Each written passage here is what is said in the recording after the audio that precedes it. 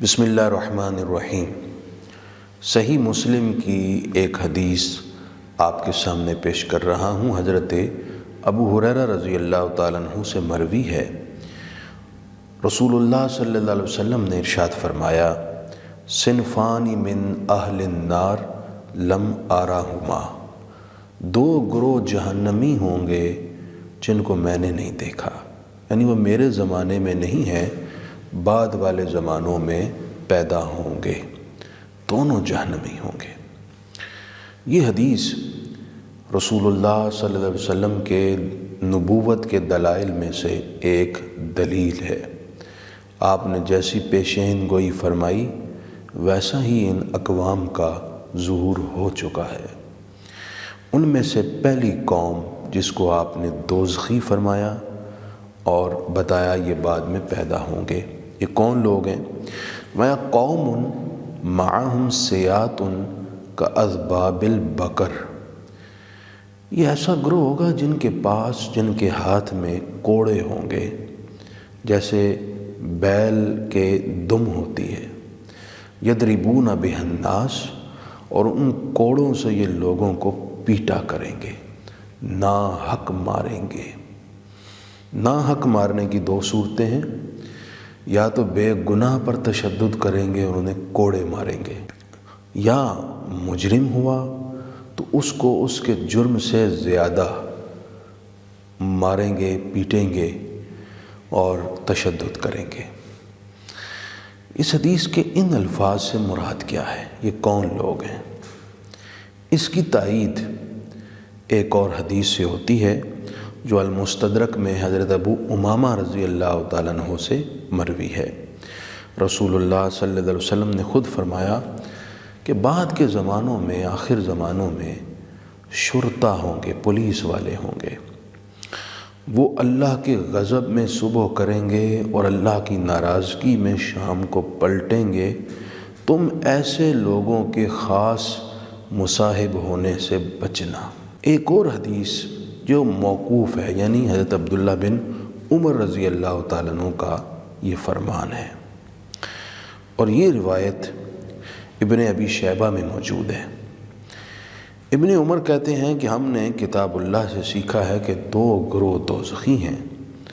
उनमें से एक वो हैं जिनके हाथों में कोड़े होंगे और वो लोगों को पीटेंगे, कोड़े मारेंगे, और जिनको मारेंगे वो बेगुनाह होंगे, मुजरिम नहीं होंगे, उन्हें मारेंगे। और फिर फरमाया कि इन लोगों के पेटों में हराम चीज़ के अलावा कोई हलाल चीज़ दाखिल नहीं होगी। इस हदीस के अल्फाज पर गौर करें और आज के ज़माने पर नज़र दौड़ाएं तो जो हमारा मुशाहद है और जो मसमू है वो ये है कि पुलिस वाले बाज़ ऐसे जल्लाद सिफत हैं जो अपने थानों में बेगुनाहों को कोड़े मारते हैं, या मुजरिम भी है तो उसकी कैपेसिटी से ज़्यादा उस पर तशद्दुद करते हैं, उनकी हड्डियां तोड़ देते हैं, उनके जिस्म को लहू लहान कर देते हैं, उनके बदन का हुलिया बिगाड़ देते हैं कोड़े मार मार के। उन्हें डरना चाहिए। रसूलुल्लाह की इस हदीस में इस ग्रोह को जहन्नमी और दोज़खी कहा गया है, और ये मैं नहीं कह रहा, मुझसे नाराज़गी नहीं बनती, ये तो पाक रसूल सल्लल्लाहु अलैहि वसल्लम का फरमान, और ये इसलिए सुना रहा हूँ कि जो कोई सुने वो इस तरह के आमाल से बचे, अल्लाह से डरे। ये वक्त बड़ी जल्दी गुजर जाएगा और आगे हिसाब देना बड़ा मुश्किल है।